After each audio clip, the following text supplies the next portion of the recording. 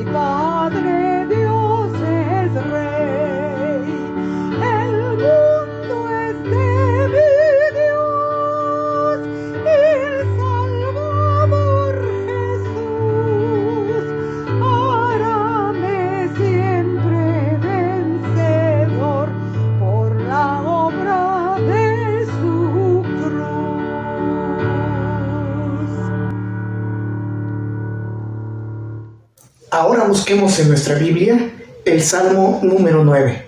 Y esta ocasión leeremos del versículo 1 al versículo 20. Te alabaré, oh Jehová, con todo mi corazón. Contaré todas tus maravillas. Me alegraré y me regocijaré en ti. Cantaré a tu nombre, oh Altísimo. Mis enemigos volvieron atrás. Cayeron y perecieron delante de ti, porque has mantenido mi derecho y mi causa. Te has sentado en el trono juzgando con justicia.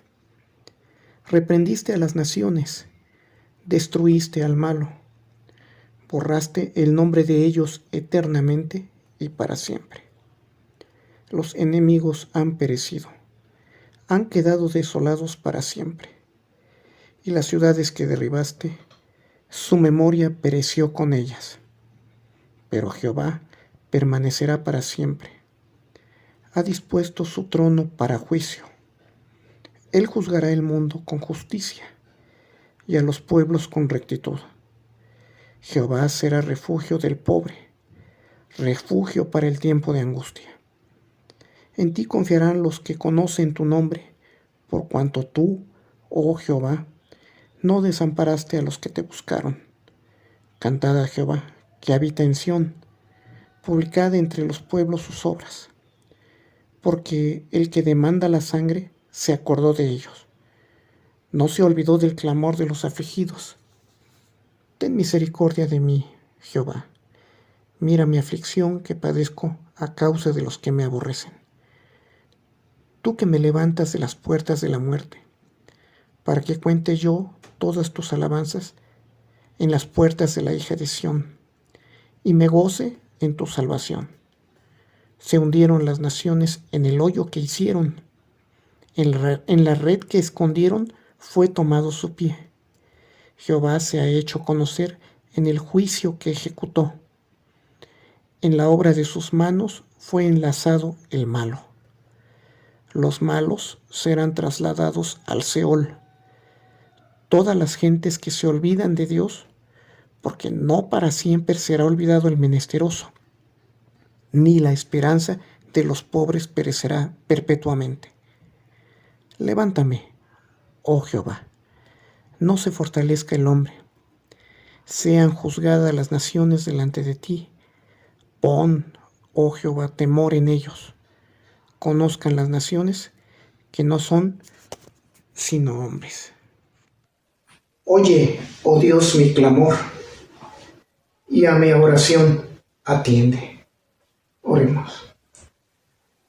Padre nuestro que estás en los cielos, muchas gracias, Señor, por la oportunidad que nos das de podernos dirigir ante tu presencia, Señor.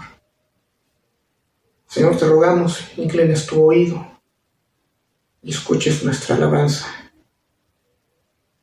nuestra gratitud, nuestras peticiones, Señor. Gracias, Padre Celestial, por tu Hijo Cristo Jesús, que murió en la cruz. Y por él, Señor, en tus manos está nuestra gratitud y petición, Señor nuestro y Dios nuestro.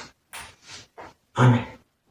Cantemos el himno 246. De tal manera Dios amó.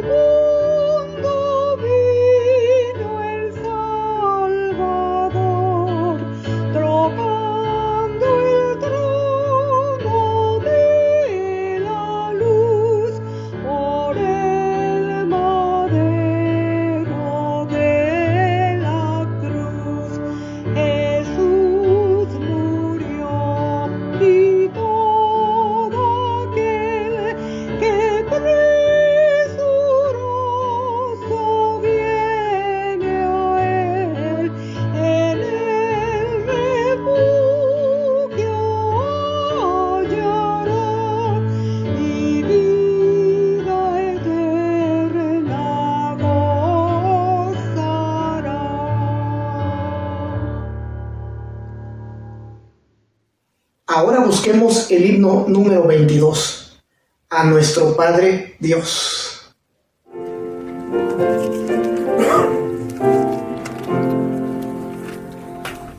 A nuestro Padre Dios, alcemos nuestra voz, gloria a Él. Tal fue su amor que dio al Hijo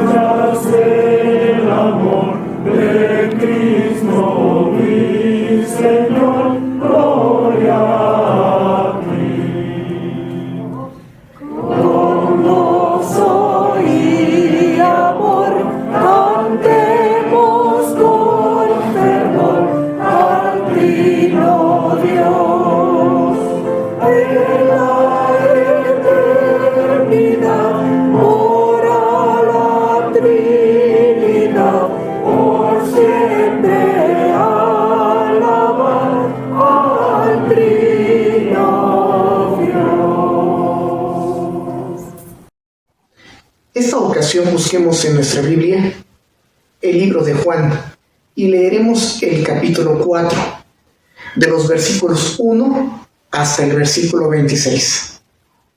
Cuando pues el Señor entendió que los fariseos habían oído decir, Jesús hace y bautiza más discípulos que Juan, aunque Jesús no bautizaba, sino sus discípulos, salió de Judea y se fue otra vez a Galilea, y le era necesario pasar por Samaria. Vino pues a una ciudad de Samaria llamada Sicar, junto a la heredad que Jacob dio a su hijo José. Y estaba allí el pozo de Jacob. Entonces Jesús, cansado del camino, se sentó así junto al pozo. Era como la hora sexta. Vino una mujer de Samaria a sacar agua, y Jesús le dijo, dame de beber, pues sus discípulos habían ido a la ciudad a comprar de comer. La mujer samaritana le dijo, ¿cómo tú, siendo judío, me pides a mí de beber que soy mujer samaritana? Porque judíos y samaritanos no se tratan entre sí. Respondió Jesús y le dijo, si conocieras el don de Dios, ¿quién es el que te dice, dame de beber? Tú le pedirías y él te daría agua viva. La mujer le dijo, Señor, no tienes con qué sacarla y el pozo es hondo. ¿De dónde pues tienes el agua viva? ¿Acaso eres tú mayor que nuestro padre Jacob, que nos dio este pozo, del cual bebieron él, sus hijos y sus ganados? Respondió Jesús y le dijo, cualquiera que bebiera de esta agua, volverá a tener sed, mas el que bebiere del agua que yo le daré, no tendrá sed jamás, sino que el agua que yo le daré será en él una fuente de agua que salte para vida eterna. La mujer le dijo, Señor, dame esa agua, para que no tenga yo sed, ni venga aquí a sacarla. Jesús le dijo, ve, llama a tu marido y ven acá. Respondió la mujer y le dijo, no tengo marido.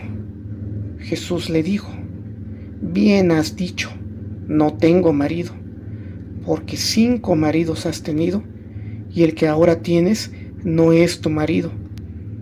Esto has dicho con verdad. Le dijo la mujer, Señor, me parece que tú eres profeta. Nuestros padres adoraron en este monte, y vosotros decís que en Jerusalén es el lugar donde se debe adorar.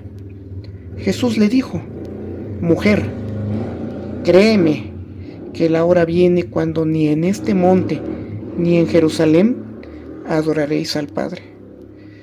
Vosotros adoráis lo que no sabéis. Nosotros adoramos lo que sabemos, porque la salvación viene de los judíos. Mas la hora viene, y ahora es, cuando los verdaderos adoradores adorarán al Padre en espíritu y en verdad, porque también el Padre tales adoradores busca que le adoren. Dios es espíritu, y los que le adoran en espíritu y en verdad es necesario que adoren. La mujer le dijo, sé que ha de venir el Mesías, llamado el Cristo. Cuando Él venga nos declarará todas las cosas. Jesús le dijo, yo soy el que habla contigo. Inclina, oh Jehová, tu oído y escúchame, porque estoy afligido y menesteroso. Este tiempo de oración a cargo de nuestro pastor, el presbítero Pedro Arcos. Muy buenas tardes, mis queridos hermanos y amigos, pues que nos escuchan o que nos ven a través de este medio. Dice la palabra de nuestro Dios, orad sin cesar. En esta tarde vamos a orar, vamos a entrar en comunión con nuestro Dios. Sabemos que en este mes de octubre celebramos dos eventos de suma importancia. Recordamos el mes de la Reforma, pero también recordamos el aniversario de la Iglesia. Y vamos a orar por este evento, el aniversario de nuestra Iglesia. Y vamos a orar también por las conferencias que vamos a tener el viernes 29, el sábado 30. Son las dos conferencias que vamos a tener. Vamos a orar por nuestros expositores, para que el Espíritu Santo los ilumine y para que nosotros también como su pueblo podamos ser alimentados a través de la palabra de nuestro Dios. Y vamos a seguir orando por nuestros enfermos en la iglesia. Sabemos que hay enfermos en la iglesia y seguramente hay otras personas, otros hermanos que están pues enfermos, que desconocemos el nombre de ellos, quiénes son, pero el Señor sabe quiénes son,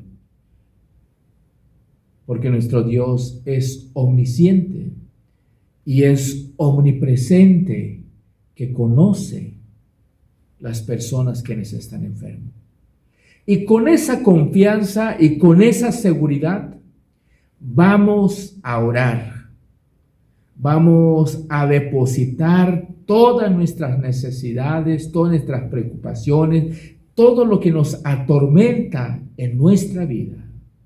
Vamos a acercarnos al Señor con esa confianza que Él contesta, que Él nos va a contestar de acuerdo a su voluntad. Oremos, mis queridos hermanos. Bendito Padre Celestial, te damos muchas gracias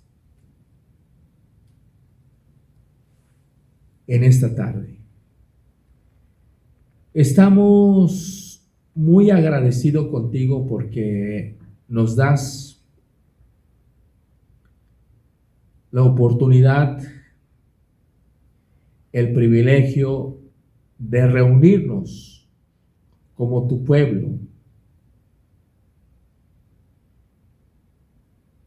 Tenemos conocimiento de ti. Sabemos que tú eres nuestro Dios, nuestro Rey. Y nos damos cuenta a través de tu palabra. Y queremos suplicarte, queremos ponerte pues en tus manos estas dos actividades que estamos celebrando y que vamos a celebrar, y lo queremos ponerlos en tus manos para que tú te sigas manifestando, Señor. Queremos ponerte pues en tus manos el mes de la Reforma, donde recordamos los grandes hombres que tú usaste para que la iglesia volviera a tu palabra. Y donde también, Señor, vamos a recordar, a pensar, a analizar cómo inició pues esta iglesia y cómo nos has cuidado. Hemos palpado, hemos sentido tu cuidado. Estamos muy agradecidos contigo, cómo has sustentado esta iglesia. A pesar de que el enemigo ha tratado de deshacer. Pero estamos muy agradecidos contigo, Señor, y llegamos a la conclusión que tú eres el dueño de esta iglesia.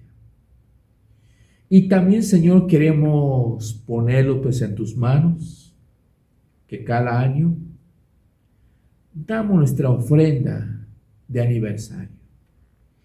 Que tu Espíritu Santo nos ilumine, que vayamos preparando para depositar nuestra ofrenda. Y que esas ofrendas sean utilizadas para el beneficio, para el extendimiento de tu reino, Señor. Oramos también por los conferencistas, por los pastores, quienes han de exponer pues tu palabra ese día, Señor. Queremos rogarte, pues que tu Espíritu Santo los ilumine y les dé el entendimiento, Señor. Padre, seguimos orando por nuestros enfermos en la iglesia. Sabemos que hay varios enfermos en la iglesia, por nuestra hermana Ana Lidia, por nuestro hermano Humberto Caballero, por nuestra hermana Juanita de Jerónimo y por nuestra hermana Anita de Medel. Señor, hay muchos enfermos pues en la iglesia. Queremos rogarte, Señor, así como tú le dijiste a aquel paralítico, a ti te digo, levántate. El paralítico se levantó por el poder de tu palabra. De la misma manera, Señor, sabemos que tú eres el Dios de ayer, hoy y siempre, y que tú sigues manifestándote, Señor. Oramos también por nuestros hermanos pues que no tienen trabajo. Te rogamos, Señor, que tú abras las puertas de los cielos y que tú derramas tu bendición en la vida de cada uno de ellos, Señor. Que tú les provees un trabajo. Oramos también por nuestros hermanos que pasan momentos difíciles pues en su vida, en su familia, en su matrimonio, en sus hijos. Oramos, Señor, para que tú obres, bendito Dios. Oramos también, Señor, por la economía de la iglesia, que tú sigas bendiciendo pues esta iglesia como lo has hecho hasta el día de hoy, Señor.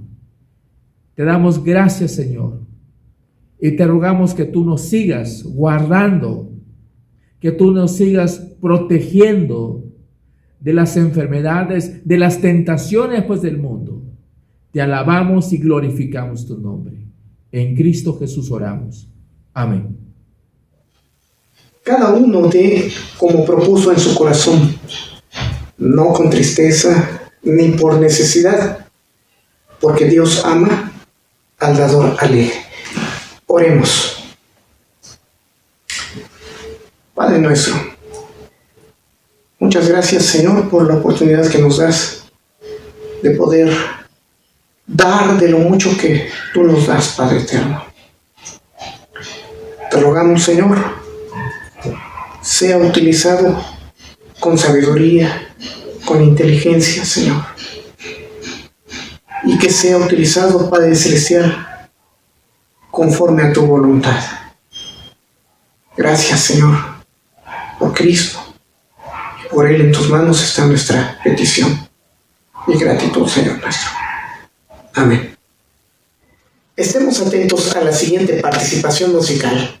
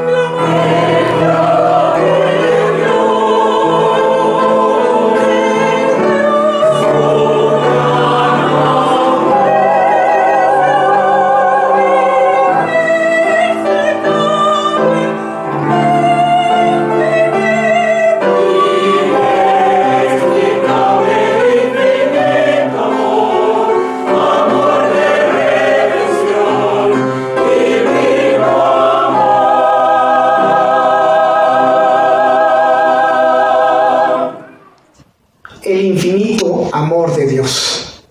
Título del sermón de esta noche, a cargo del anciano de iglesia, Fernando Acevedo, y estará basado en el libro de Juan, en el capítulo 3, de los versículos 16 al 21. Buenas tardes, hermanos.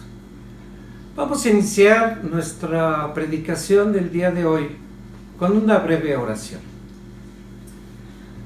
Glorioso y bendito Padre Celestial, cuántas gracias te damos por reunirnos para escuchar de tu palabra.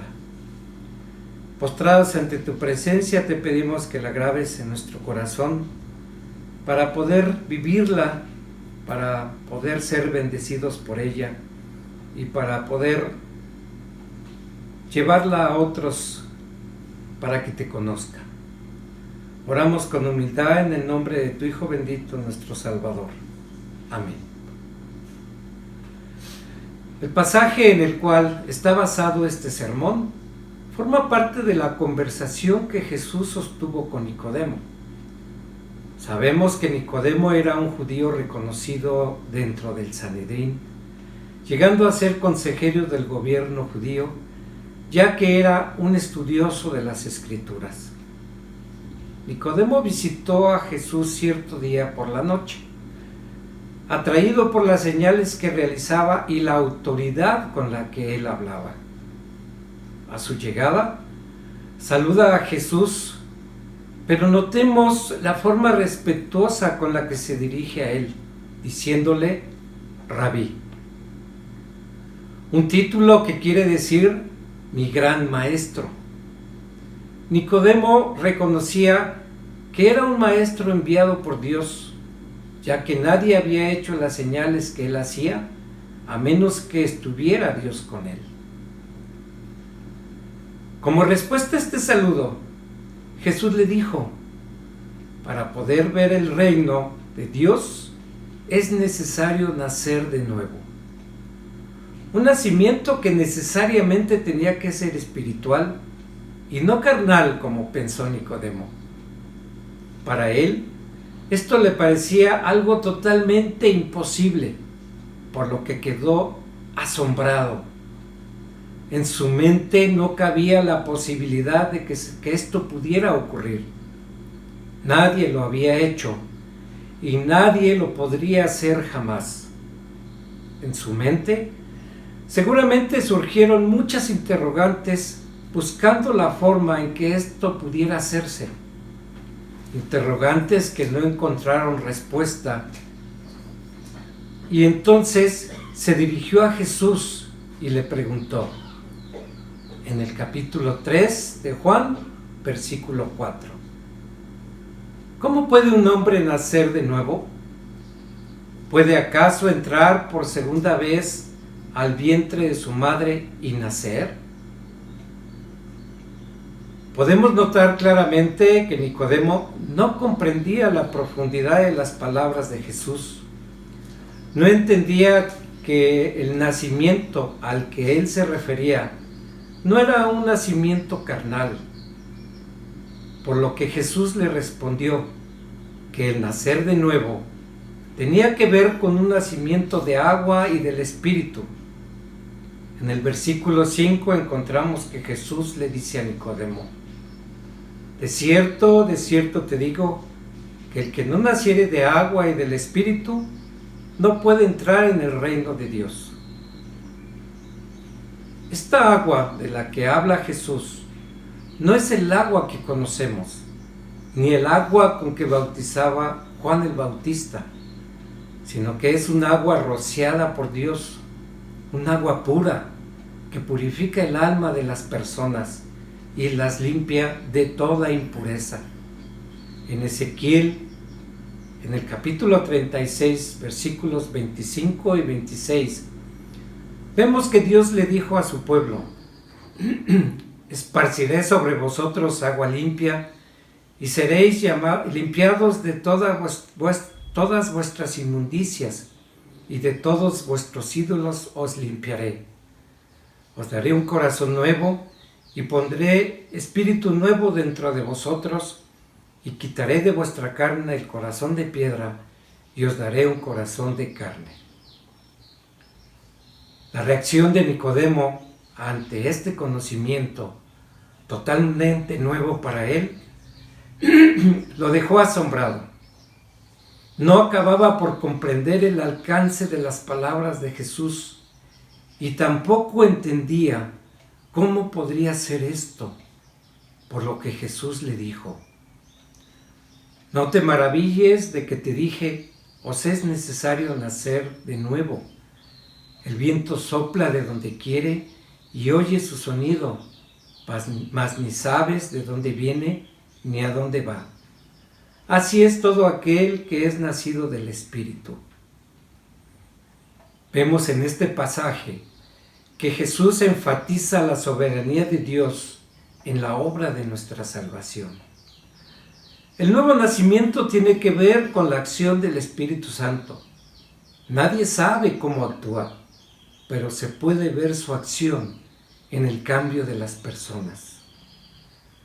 Jesús también le dice a Nicodemo, en el versículo 14 y 15, y como Moisés levantó la serpiente en el desierto, así es necesario que el Hijo del Hombre sea levantado, para que todo aquel que en él cree no se pierda, mas tenga vida eterna.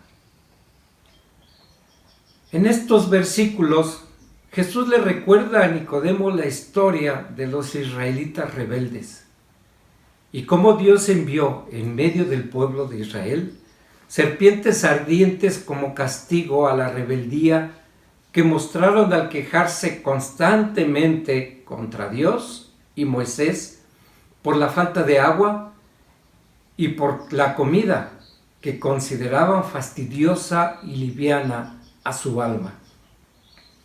El pueblo le preguntaba constantemente a Moisés: ¿por qué nos hiciste subir de Egipto para que muramos en el desierto? Pues no hay pan ni agua, y nuestra alma tiene fastidio de este pan tan liviano. Cuando empezaron a morir a causa de las mordeduras de estas serpientes, el pueblo arrepentido acudió a Moisés diciéndole que habían pecado porque habían hablado contra Dios y contra él. Entonces, Moisés oró a Dios por el pueblo y recibió la indicación que hiciera una serpiente abrasadora y la pusiera sobre un asta, para que todo aquel que la mirara no muriera. De esta misma manera, Jesús se compara con la serpiente ardiente y la necesidad de que Él sea levantado en un madero. Así que Jesús alude la inminente crucifixión mediante la cual Dios impartirá la salvación para aquellos que lo miraran con fe. Vayamos ahora al pasaje que nos ocupa esta tarde. Juan 3, versículos 16 al 21. Dios dice en su palabra: porque de tal manera amó Dios al mundo, que ha dado a su Hijo unigénito, para que todo aquel que en él cree no se pierda, mas tenga vida eterna. Porque no envió Dios a su Hijo al mundo para condenar al mundo, sino para que el mundo sea salvo por él. El que en él cree no es condenado, pero el que no cree ya ha sido condenado, porque no ha creído en el nombre del unigénito Hijo de Dios. Y esta es la condenación, que la luz vino al mundo, y los hombres amaron más las tinieblas, porque sus obras eran malas. Porque todo aquel que hace lo malo aborrece la luz, y no viene a la luz, para que sus obras no sean reprendidas. Mas el que practica la verdad viene a la luz, para que sea manifiesto que sus obras son hechas en Dios. El versículo 16 empieza con la frase: porque de tal manera amo. Esta frase es una expresión del gran amor de Dios que ha mostrado a la humanidad desde la caída del hombre. Un amor tierno, un amor que lo hace gozarse sobre su pueblo con alegría, regocijándose con cánticos. En Sofonías 3:17 dice: Jehová está en medio de ti, poderoso. Él salvará. Se gozará sobre ti con alegría, callará de amor, se regocijará con cánticos.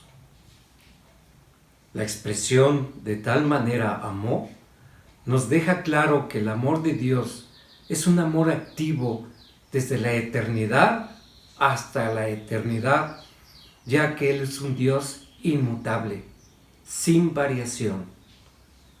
A pesar de que su pueblo siempre se ha mostrado rebelde adorando a otros dioses, Él siempre mostró y muestra su amor y su misericordia, dejando un remanente para que sus planes de salvación para su pueblo se lleven a cabo. Ahora bien, el autor de este amor es Dios, que lo da a un mundo lleno de perversión por la condición caída del hombre. Entonces, si Dios amó al mundo, ¿todo hombre sin excepción es salvo? No. Aunque la obra salvífica de Jesús es suficiente para toda la humanidad, al final de este versículo queda bien claro que solamente serán salvos aquellos que crean. Los que no creen están condenados a la perdición. De esta manera, la humanidad queda dividida en dos grandes grupos: los que creen y los que no creen, los que se pierden y los que son salvos. Solo aquellos que son llamados, solo aquellos que fueron elegidos desde antes de la fundación del mundo, recibirán la gracia salvadora. Entonces, es importante destacar que con la expresión de al mundo, Jesús quiere decir que su acción salvadora no está limitada en tiempo, tribu o nación. Cuando dice al mundo, se refiere a todos los creyentes de todas las naciones a lo largo de la historia hasta su segunda venida. El amor que Dios tiene por sus elegidos lo llevó a dar un don sin precio, un don que no merecemos y que sin embargo nos es obsequiado por gracia y por su pura voluntad. Este don es su propio Hijo, su unigénito. Él es el objeto de nuestra creencia, un grandioso presente que vino a este mundo a dar su vida por nosotros. Pero todo esto lleva un propósito. Si seguimos leyendo el versículo, encontramos este propósito. Dice: para que todo aquel que en él cree no se pierda, mas tenga vida eterna. Dios no ha abandonado a la humanidad, ya que desde antes de la fundación del mundo, en el interior de su Trinidad, hizo un pacto para rescatar a aquellos que alcanzan por gracia su misericordia. Él cuidó durante toda la historia de la humanidad este pacto por medio de personas que fueron elegidas para este fin. Este es el propósito de haber dado a su Hijo, para que todos los que pongan su confianza en Él tengan vida eterna.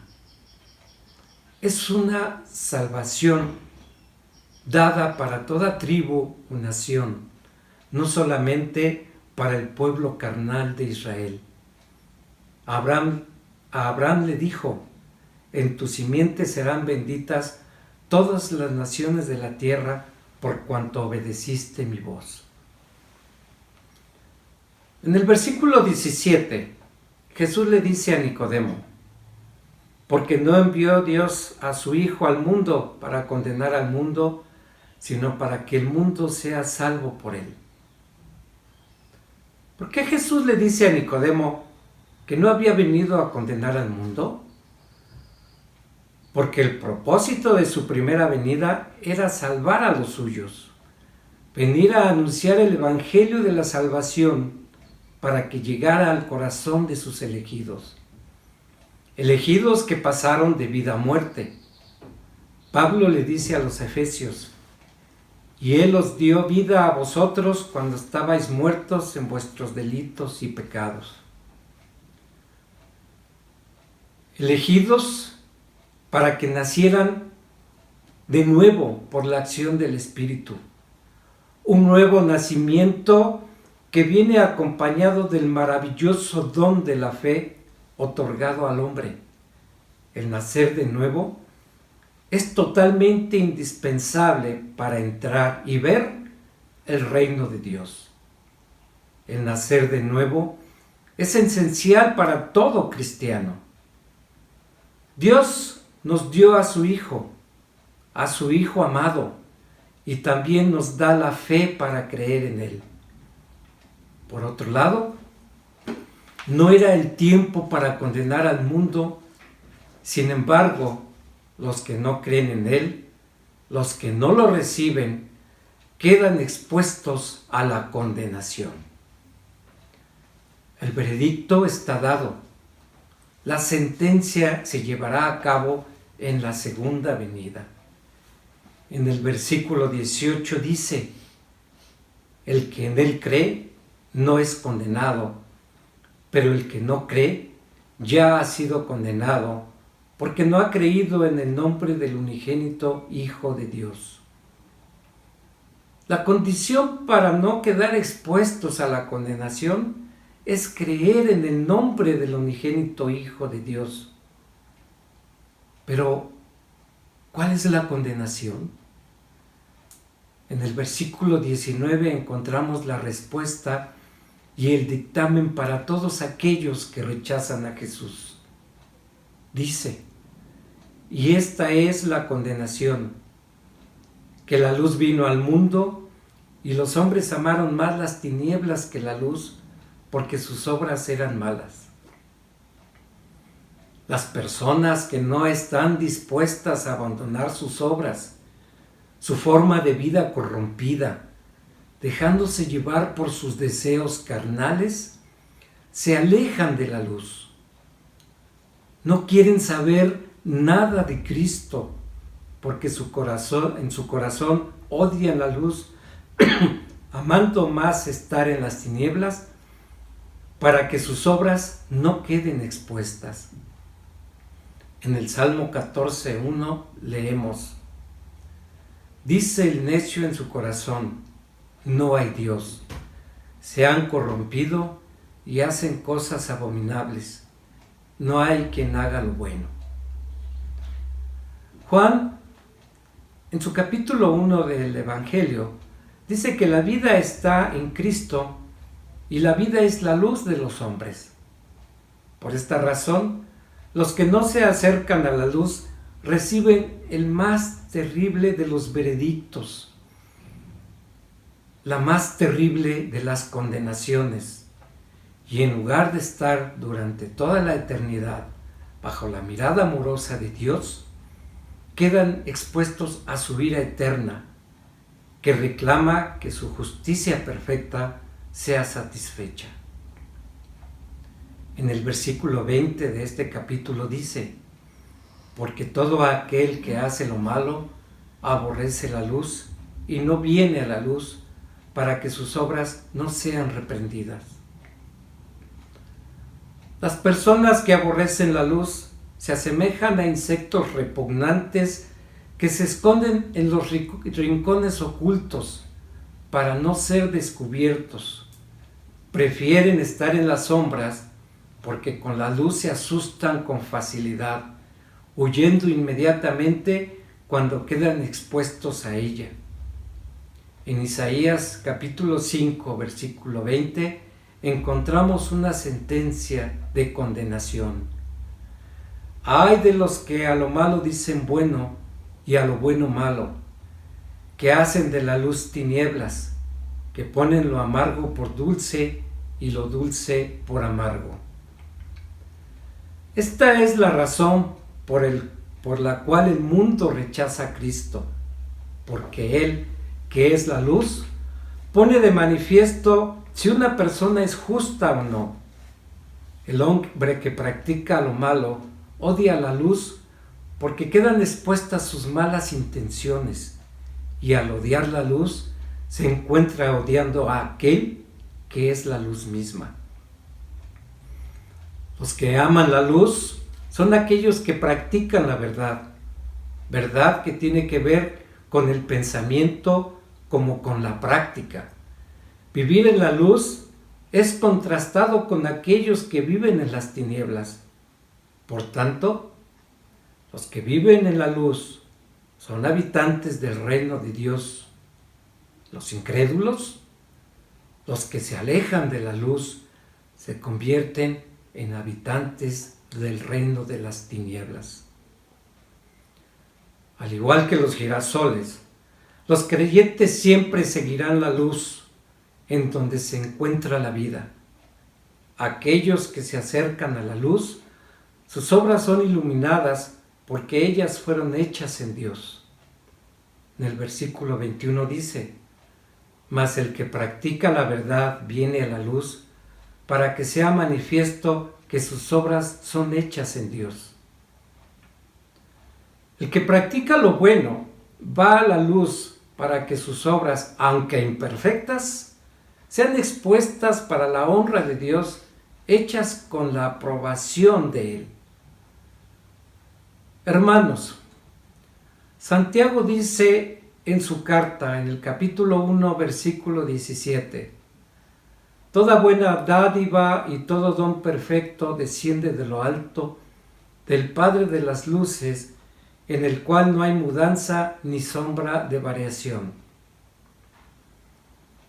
En la Biblia podemos aprender que Dios es un Dios inmutable, que en Él siempre permanece la luz, porque Él es la luz. No existe en Él un lado oscuro en ningún aspecto. Dios es la norma absoluta de la santidad, de perfección, de amor, de misericordia, de bondad. El amor mostrado por Dios a lo largo de la historia, encontrando su máxima manifestación en Belén y en el Gólgota en Jerusalén, no tiene límites. Por amor a su nombre y a su pueblo, dio al mundo a su Hijo muy amado para traer la luz a este mundo y dar su vida en lugar nuestro, para que nosotros tengamos vida en Él. Él no quiso que sufriéramos el castigo eterno que estaba dispuesto para nosotros. Por eso, Dios descargó su ira sobre su propio Hijo para darnos a nosotros la salvación y la justificación, para restablecer nuestra comunión con Él.